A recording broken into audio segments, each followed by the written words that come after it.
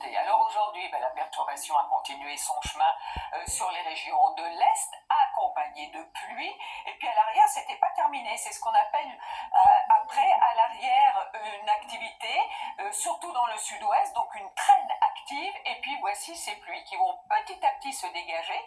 Pour demain matin, ce que l'on va retrouver, eh bien, c'est un ciel bien chargé, les restes de la perturbation, mais pas très active, c'est les restes, avec un petit peu de neige, vous le remarquez sur les reliefs, y compris sur la montagne corse et sur les Pyrénées. Attention au brouillard dans les régions centrales, notamment vers la Normandie. Et puis voilà l'arrivée d'une nouvelle perturbation avec de la pluie, avec du vent. Elle va se décaler l'après-midi vers la Normandie jusqu'à la Vendée, alors qu'ailleurs vous aurez un temps plus calme, toujours bien gris sur le nord-est, parfois quelques brouillards vers les régions centrales, vers le massif central, mais du soleil et du vent près de la Méditerranée. Voici les températures matinales, souvent 1 à 4 degrés. Le maximum, vous le voyez pour Biarritz, mais aussi du côté de Perpignan et de Bastia.